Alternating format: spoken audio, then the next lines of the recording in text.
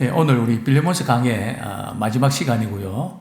이제 우리 다음 주부터 우리 히브리서 강의에 들어갑니다. 참 히브리서 강의에 참 복음의 그런 보화가 들어있는 그런 책인데요. 또 기대가 됩니다. 오늘 본문 우리 빌레몬서 1장 23절부터 우리 25절 말씀을 중심으로 신앙에 동력자가 있습니까? 라는 제목으로 함께 은혜를 나누기를 원합니다. 신앙의 동력자가 왜 필요할까요? 많은 분들이 하나님과 나와의 관계만 좋으면 된다고 생각하는 경우들이 많이 있거든요. 물론 가장 중요한 것이 하나님과 나와의 관계죠. 그러나 우리 하나님이 일하시는 방식을 보면 물론 어떤 경우들은 우박을 내리거나 하나님이 직접 전쟁에 간섭하셔갖고 역사하시는 경우들이 있죠. 그 대부분의 이제 창세기부터 요한계시를 쭉 보면 하나님께서 누구를 통해서 일하신다고요? 대부분이 사람을 통해서 일하신단 말이죠. 실제 우리가 신앙생활 하다 보면 때로는 우리가 어떤 분을 위해서 하나님께서 기도하게 하시는 경우도 있습니다. 생각지 않게 말이죠. 갑자기 그 분을 위해서 기도해야 되겠다는 생각이 나는 경우들이 많이 있거든요. 또 어떤 경우는 그분이 어떻게 지낼까 또 궁금해서 또 전화하기도 하고요. 또 만나기도 하고요. 자, 그러면서 많은 일들이 이루어집니다. 그래서 우리가 서로 이제 동력자가 있으면 말이죠. 제일 이제 좋은 것이 기도하는 데 있어서 기도를 통해서 은혜를 많이 받게 됩니다. 때때로 우리는 자신을 위해서 기도하다 보면 욕심이 들어가거든요. 근데 다른 분을 위해서 기도할 때는, 중보기도할 때는 욕심이 배제가 됩니다. 정말 그 영혼을 사랑하는 마음으로 기도하게 될 때에 자신을 위해서 기도할 때는 때로는 안 되는 경우도 많은데요. 다른 분이 기도할 때에 하나님 그 응답을 잘 해주십니다. 그게 무슨 의미일까요? 하나님께서 사람을 통해서 일하신다는 거죠. 그러면 우리가 서로 이렇게 신학의 동력자가 있으면 하나님께서 감동을 주시면 그분과 연결되어서 역사가 나타나겠죠.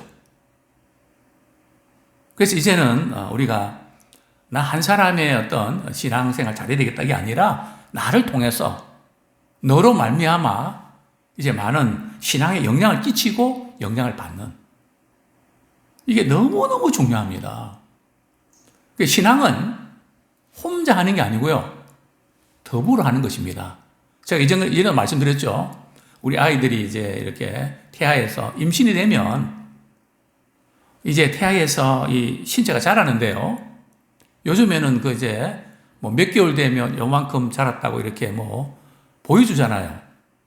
우리 신체가 자라나는 것은 어떻게 자라는지 아십니까? 한 분은 왼팔이 자라다가 한쪽은 오른발이 자라다가 그런가요? 자랄 때 똑같이 자랍니다. 신앙생활도 마찬가지고 교회생활도 마찬가지입니다. 교회생활이 대단히 중요하거든요. 신앙생활 절대 독불장군식으로 신앙생활하면 안 됩니다. 나하고만 주님과의 관계만 좋으면 되지 아닙니다. 신앙은 더불어 하는 것입니다. 그래서 항상 우리 이 부분, 특별히 바울이 말이죠. 선교사에 가면서 뭐 로마서에 이제 보면 문안 인사를 하는데 말이죠. 뭐 인사하는 그 동역자들이 얼마나 많은지 말이죠. 오늘 본문만 해도 동역자가 몇 명 나타납니까? 5명이 나타납니다.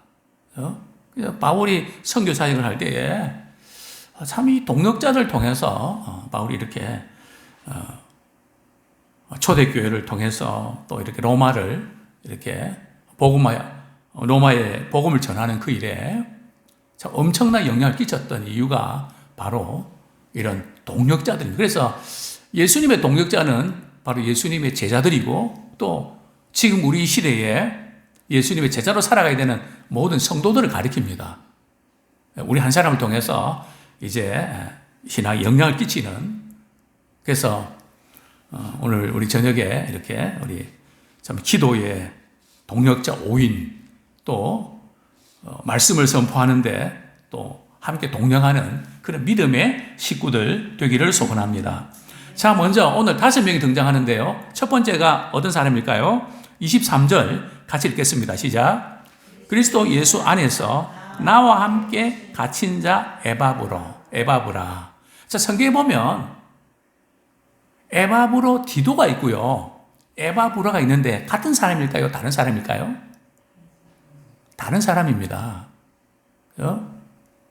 어떤 분들은 에바브로 디도하고 에바브는 그 디도 이게 이름이 기니까 줄여서 근데 그게 아니고요. 다른 분입니다. 이전에는 이제 같은 분으로 이렇게 많은 분들이 해석을 했는데 지금 와서는 이분은 좀 다른 분이다. 그게 이제 정설인데요. 자, 에바브로는 어떤 사람일까요? 에바브로는 골로새 교회의 설립자입니다. 골로새 교회를 설립했고요. 또한 우리 골로새서 1장 7절 한번 보겠습니다. 골로새 1장 우리 앞부분에 보면요. 골로새서 1장 7절 바울이 빌리본에게 편지를 보내는데 빌리본 역시 골로새 출신이거든요. 그래서 골로새 교회 언급이 많이 되는 것을 보게 되는데요. 골로새 1장 7절 우리 같이 읽겠습니다. 시작. 이와 같이 우리와 함께 종된 사랑하는 에바브라에게 너희가 배웠나니 그는 너희를 위한 그리스도의 신실한 일꾼이요. 그죠? 참, 에바브라는 그리스도 안에서 신실한 일꾼이다. 뿐만 아니라 우리 골로새서 4장 12절, 13절 참 복음 전하는 데 있어서 복음의 일꾼인 것을 보게 되는데요. 12절, 13절 같이 읽겠습니다. 시작.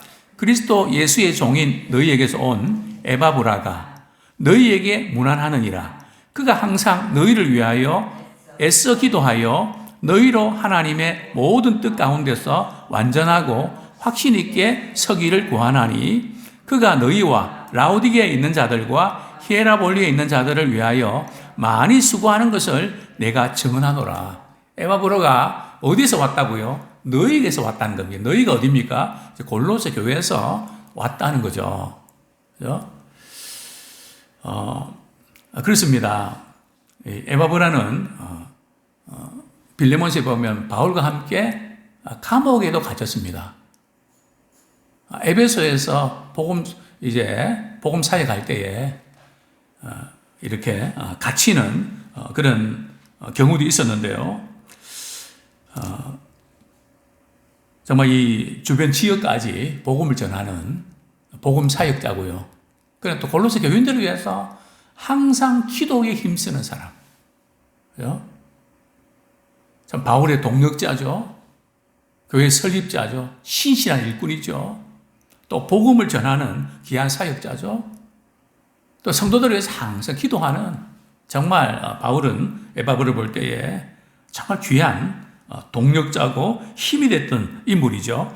자, 두 번째로 우리 빌레몬서 1장 24절 같이 한번 읽겠습니다. 시작.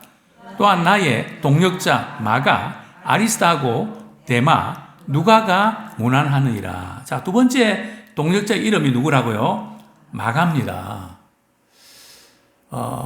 마가복음의 저자가 누굴까요? 마가입니다. 마가는 사실은 별명입니다. 본명이 뭔지 아십니까? 요한입니다. 별명이 이제 이 마가인데요. 그는 지중해 구브로 출신으로 마리아의 아내입니다. 마리아의 아들입니다. 그리고 바나바의 생질이죠.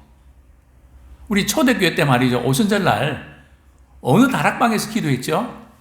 마가의 다락방 기도했거든요. 그 마가의 다락방 그 집 소유자가 누군가 하면은 바로 이 지금 마가의 어머니의 집입니다. 그죠?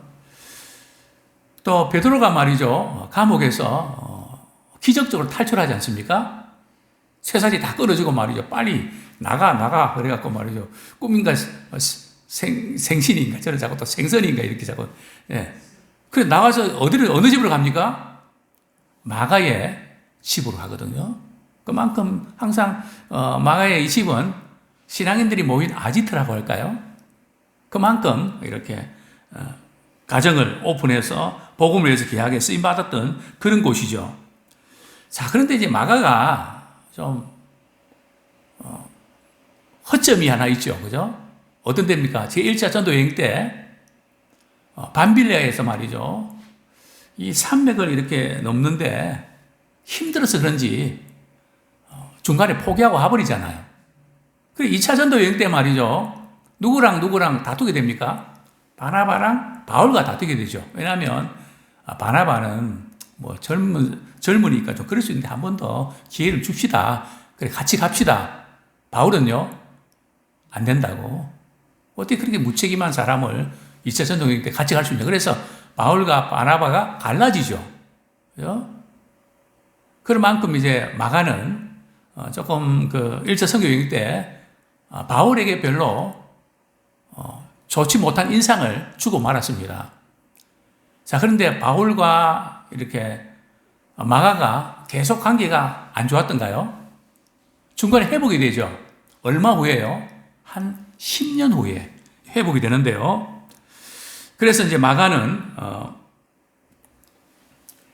로마의 감옥에 있을 때 바울을 이제 만나게 되고요. 참 그때부터 바울을 잘 이제 섬기게 됩니다. 그래서 바울이 고로새에 보낼 때에 마가를 보낼 때 잘 영접하면 좋겠다. 그죠? 나를 생각해서 잘 대접해주면 좋겠다. 나의 동력자라고 표현하죠. 그리고 바울은 처형 직전에 말이죠. 디모데에게 마가를 데리고 와라. 그는 내게 유익한 사람이다. 그러면서 이제 칭찬을 하게 되는데요. 또 마가는 베드로의 동력자이기도 했습니다. 베드로는 마가를 뭐라고 불렀는가 하면 아들이라고 불렀습니다. 자, 우리 베드로전서 5장 13절. 베드로와 이 마가도 아주 밀접한 그런 관계 있는데요. 우리 뒷부분이죠. 베드로전서 우리 5장 13절. 같이 한번 읽겠습니다. 시작. 택하게 받은 바벨론에 있는 교회가 너에게 무난하고 내 아들 마가도 그리하느니라. 이 보면 내 아들 마가도. 그래서 1절에는 베드로 전후서를 이렇게 기록하고 이런 사람이 마가였을 것이다. 이렇게 주장하는 분들이 있는데요. 그만큼 마가와 베드로는 가까운 그런 동력을 한 것을 보게 됩니다. 자, 세 번째로 나타난 인물이 뭘까요? 아리스타고, 그죠? 그는 이제 유대계에서 개종한 데살로니가 출신으로 말이죠. 복음 사역을 위해서 참 수고했던 바울의 동력자입니다. 우리 사도행전 19장 29절 바울과 함께 복음 전하다가 말이죠. 붙잡혀가기도 한 그런 인물이기도 했죠. 사도행전 19장 29절 같이 읽겠습니다. 시작. 온 시내가 요란하여 바울과 같이 다니는 마게도냐 사람 가이오와 아리스다고를 붙들어 일제히 연극장으로 들어가는지라. 복음 전하다가 이렇게 붙잡혀서 말이죠. 참 어려움을 겪었던 그런 인물이기도 하죠. 또 바울이 에베소에 있는 장로들과 이제 고별서들을 하고 헤어질 때 말이죠. 로마까지 가는데 바울이 이 아리스토거가 바울과 함께 로마까지 동행합니다. 사실은 이렇게 복음 사역하는데 동행한다는 거, 같이 간다는 거 참 쉽지 않은데 아리스토거는 끝까지 말이죠. 바울 곁을 단 한 번도 떠나지 않는 정말 이렇게 신실하게 바울을 섬겼던 그런 믿음의 사람이고 그는 참 평신도지만 끝까지 바울과 동행했던 그런 귀한 일꾼이었죠. 자, 네 번째 인물이 뭘까요? 바로 데마입니다. 그죠? 아마 이렇게 오늘 본문에 보면 말이죠. 바울은 데마를 나의 동력자 데마가 무난하느니라. 근데 우리는 앞에서 말이죠. 그런 기억이 나시죠? 데마가 세상을 사랑해서 나를 버리고 떠났다. 바울이 굉장히 마음 아파하는, 근데 버리고 떠났다 그랬는데 왜 지금 빌레몬스에서는 나의 동력자로 했을까요? 바울이 빌립보서와 골로새서를 쓸 때까지만 해도 데마는 바울을 잘 섬겼습니다. 또 빌레몬서 쓸 때도 마찬가지고요. 그런데 이 편지를 쓴 이후에 한 4년, 5년이 이렇게 지나면서 이제 바울이 로마 감옥에 갇히게 되는데요. 무슨 연유인 줄 알 수 없습니다.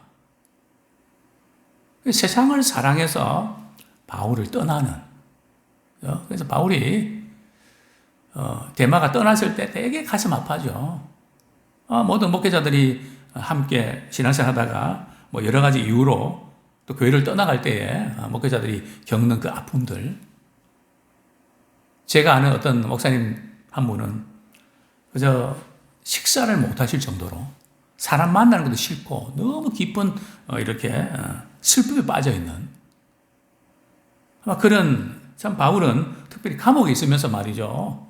그 소식 들을 때에 참 가슴이 찢어지는 것 같은 그런 아픔이 있었던 거죠. 그렇습니다. 그렇게 한때 바울과 동력하고 섬기면서도 그럴 수 있구나. 우리 신앙생활은 말이죠. 내가 왕년에 어떻게 했다 중요한 것이야. 왕년에 그게 중요한 게 아니고 지금 말이죠. 또 앞으로 주님 설 때까지 끝까지 우리가 믿음에 완주하는 다 주님을 기쁘시게 하는 데 쓰임받는. 그래서 우리에 주어진 모든 시간, 물질, 건강, 재능 우리를 필요로 하는 그분이 있다면 아낌없이 쓰임받는. 제가 지금도 말이죠. 지금 말씀을 전하면서 문득 생각나는 게 있습니다. 지난번에 이제 우리 말레이시아 선교여행을 떠났거든요. 참 말레이시아 선교 현지가 얼마나 열악한지, 뭐 음식을 이렇게 내놨는데, 저도 먹기가 되게 참 힘든, 말레이시아 내에서도 정말 그냥 그 깊은, 밀림지대, 하여튼 그런 불도 없는 그런 지역에 들어갔거든요. 말레이시아는 뭐 이렇게 도시나 뭐 그런 데는 뭐 다르지만, 그죠? 사실 제가 선교에 대한 강력한 동기와 또 동남아시아 교회를 세우겠다는 결심을 했던 곳이 바로 그곳이었습니다. 그죠? 어쨌든 거기서 이렇게 그분들을 이렇게 바라보면서 참 그분들이 어떻게 살아가는가를 보면서 하나님께서 강력한 이제 도전을 주셨는데요. 정말 이제 우리가 이제 살아가면서 근데 거기 이야기하다가 제가 조금 말씀을 드리지 못했던 부분들이 저녁을 먹는데 그때 제가 좀